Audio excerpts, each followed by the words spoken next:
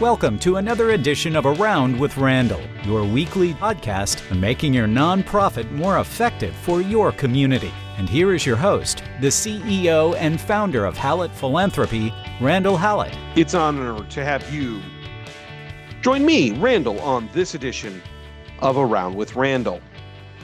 Today, we want to talk a little bit about evaluations, as I have a number of clients going through this process as they, at the end of the year, usually do sometime before August 31st or September 15th, going through evaluations with staff. And I heard something very interesting. It was a conversation, client and some other people in the room.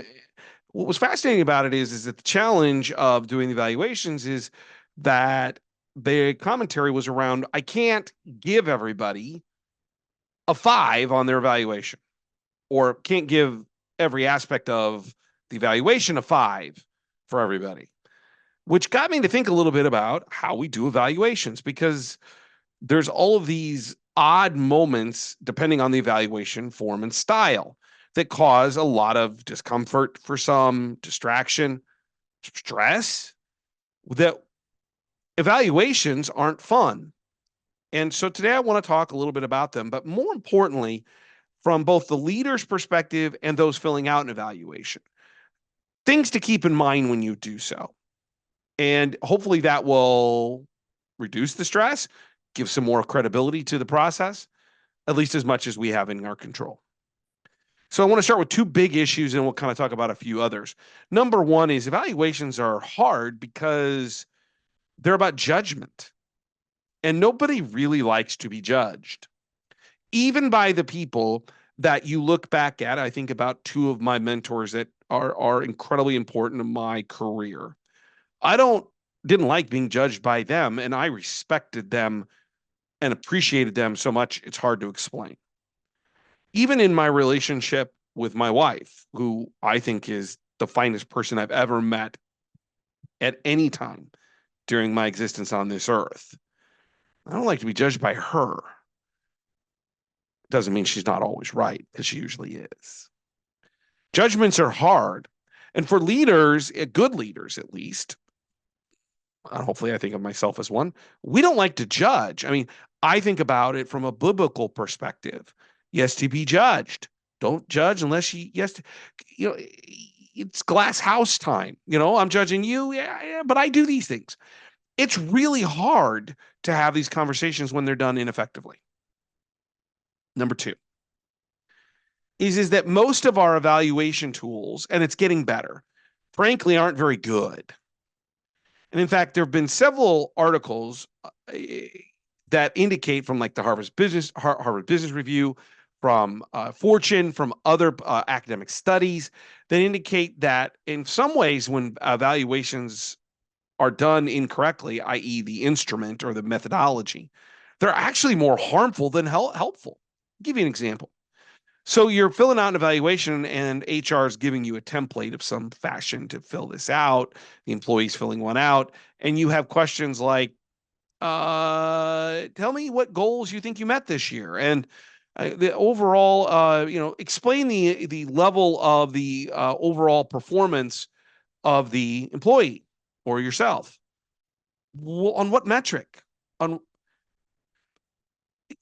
If we ask open-ended questions in HR-driven evaluations, we get a lot of variety.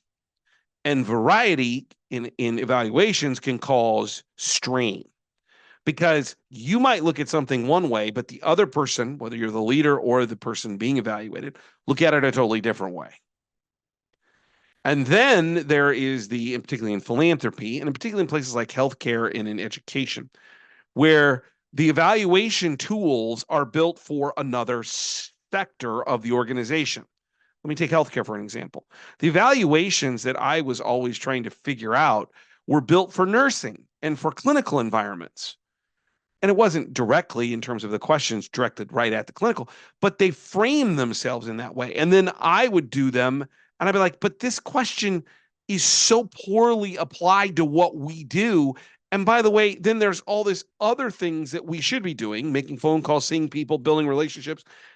going out and talking and creating a deeper, more meaningful opportunity for transformational gifts, that this stuff's not even included in the evaluation. And so bad evaluation tools sometimes hinder us as well. So a couple of thoughts about this understanding of evaluations beyond those two. Number one is both leader giving, employee receiving evaluation process need to understand that there's an organizational culture, particularly if you use a scale for the evaluation, more and more people do, where it's like a 1 to 5, and somewhere in the 2, 3, 4 range, usually 2 or 3, there is something about meets expectation. And this goes back to where we started the podcast, where I heard my client talking about, well, I can't give everyone a 5. Exceptionally or exceeded expectations. And this gets to be really a conundrum, because the employee, if they're doing the evaluation, think I met all of my goals, I exceeded my expectation. But the organizational culture says, no, if you met your goals, you've met expectations. And who really wants to be said, thanks for that great year of work. You made such a contribution to the organization and what you do, and you, quote, met expectations. It kind of sounds hollow. Like, so I should work less hard so I can meet expectations? This is a cultural issue. And organizations overall, particularly larger ones, struggle, in my opinion and from my experience, with creating a culture where meeting expectations is acceptable. If that's really meant to allow the employee to feel like they did a really good job, the organization has a responsibility in some way, shape, or form of framing this issue around a culture that says it's great if you meet expectations. The problem is that's not what normally happens. The other thing is statistically, you can't be in a scenario where you have 100 people and they all get a 5. It's statistically, that's almost impossible to justify. And so you have HR people saying you can't give people that high of a particular evaluation mark individually or all together, because we have too many people doing that. And it skews everything. And then you tie raises to it. And then too many people get raises, and now we got a financial issue.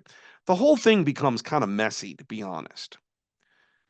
There is an argument in all of this that I've heard used that, frankly, we should stop doing evaluations almost entirely, that they really aren't helping because budgets aren't beginning to be tied to them because too many people get 5s. It's like grade inflation. I mean, you may have heard, if you have a child, maybe you've seen this, like, how many people are getting an A? How is that possible? It's the same issue. The other thing about evaluations is that managers are doing a lot of them, in particular in today's environment, could be doing more than what they should be. The number that we hear in terms of active management that's actually effective, in terms of the number of people that can report to some type of supervisor, leader, manager, is somewhere between 6 and 9. But how many times do we run into people who are overseeing, a department or something where there's 28 people? How are they supposed to do an evaluation and be effective? Which gets me to my last point. Most managers, leaders, supervisors don't know as much about what happened to that employee. So they're more dependent on that employee. And that can be good or bad. That can be good if maybe you didn't have a great year and they're not understanding all of that, and you can frame the evaluation in a way that makes maybe it looks a little better. That's really bad for an employee who's had a great year, and yet they're being pulled down by averages that are being required. When I did my evaluations with my bosses, I always wanted them to get what I thought before they filled out what they were required to do.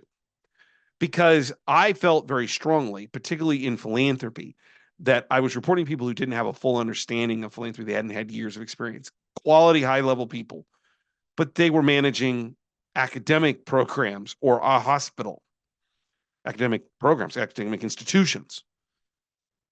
And so I would frame it before they ever got it to me in terms of what they were required to do. Like, hey, I got to fill this out. I've already done that. Here's how I would view this. I would be interested in your opinion. So all of this is to say that evaluations can be messy and we all can't get fives, even if we're all great. And we're not all great. So what is the tactical pieces for today? Well, what I want to do is come up with about 7 or 8 things for you to think about, whether you're filling out the evaluation for yourself, for your leader, manager, supervisor, or you're the leader asking, to help get us through sometimes these difficult conversations, which in some instances really don't mean all that much, unfortunately. The first thing is for both sides, relax and take a few moments and just reflect. This means you should not wait until the last minute to do these. My experience is when we wait to the last minutes, and by the way, I understand because I had probably about 8 or 9 when I was at Nebraska, kind of thinking back, how many, these took time. This was not fun, but I knew it was important. If I waited to the last minute, it got sloppy and things were written and said and done and marked, probably with some reflection. Would have been much better if I had taken more time. This is true of your own evaluation for your boss or your supervisor, manager, whomever. Is if you wait to the last minute, then maybe you're missing things. So the first thing is to relax. Don't wait to the last minute and reflect. Number 2 is realize what are, or figure out, or talk about, or come to an agreement about, either directly with your boss or as a department or whatever, but at best as an organization, what organizational culture is. If organizational culture, the great inflation issue, is that everybody who's worth anything gets a 5 out of 5, then that's what it's going to be. And I don't know how helpful this is going to be because everyone exceeded expectations. That's a challenge because you may not personally agree with that organizational standard. But if you understand it, at least you can go into the thought process in a meaningful way and in an open way. Too often, particularly in self-evaluations, I think I exceeded my expectations at a very high level. And I get a meet and I'm disappointed because I went into it with a misunderstanding of organizational culture. That may require a discussion. That may require a conversation with the department head, the boss, the supervisor, like, clarify, is our organization one who likes lots of meets expectations? So this realization of organizational culture is important because it sets up a lot of other things. Number 3, embrace honesty and balance. It's okay to be critical of yourself or someone that reports to you, as long as it's constructive and ends. Don't ever put something down as a flaw or a problem without a solution, even if it's small. If you're filling out the evaluation for yourself, self-evaluation, there's nothing worse than saying, yeah, I have this problem. And then your boss says, what are you going to do about it? What can I help you do about it? Or what can we do about it? Or how does the organization help you with this? Because if you don't make suggestions, that's not helpful to you, to your boss, to your supervisor. The same is true of a supervisor. If you see a hole in the particular performance, the worst thing you say is, well, this didn't get done. And then you just kind of look at it. I'd like to, is what I would do, say in the conversation, I would like to find a way that we can help you get to this goal a little bit higher next year. What I'd like to talk about is that we look at A, B, and C as options to help you grow. Either your self-evaluation or the evaluation you're doing to help someone else in terms of management, leadership is what we're talking about, should require an answer. But you have to be honest and balanced. And that honesty is sometimes hard. There was one year that I finally came to the conclusion. Actually, I knew it. It was very much concluded. But I finally put it in writing. I'm not a morning person. I'm just not. And I finally had to put in the evaluation to my boss. I'm not a morning person. And so these early morning meetings, when I'm late, I apologize. I got to get better at it. It's not an excuse. I'm just telling you, I don't like the morning. You want to have the meetings at 11 o'clock at night? Man, I am your guy. He laughed when he read it. And he goes, it is distracting when you're late too often. It turned out that I could get there earlier, not a lot happier, but at least I was honest about it. How are you honest about what you do and what the challenges are? And for a supervisor, what are the challenges that you're seeing that are hindering that person's growth to what they could be? Number 4 is anything that is claimed either by the supervisor or by the person doing own self-evaluation needs to have evidence, data. This goes back to what the job description says, and I'm going to then put this out right now and we'll bring it up at the end. A great evaluation starts with great understanding of expectations in the beginning of the year. If you don't know what's expected of you, it's hard to evaluate yourself at the end. So if you're the leader, lay out some expectations, talk about those expectations. I have multiple podcasts on how to do that. There's a million journal articles on this. If you're the employee, you need to ask, what are we expecting? Not just, hey, have a great year. What are the goals, office and individual? So that then leads to how do then we prove what we actually accomplished? So if you're not using data, particularly if you're a gift officer, when I would go into my boss, so I had all the gift officers reporting to me in every job I ever had, I had charts, Excel. Here are the goals. Here are the metrics. Here are the numbers. Here is the backup. I would just, and sometimes those numbers weren't what everybody wanted. And then it was, and here's my plan on how to fix it. Data and evidence is critical. Number 5, use clear and concise, and I would suggest short language. Nobody wants to read a 7-page self-evaluation. No one wants to read a 7-page evaluation of themselves from their boss. The shorter, more concise, detailed you are, the better off you're going to be. I have found I got myself into more unhappy conversations about evaluations the more I wrote, and I like to write. I've learned shorter is better for the employee, for the supervisor. Clear, concise.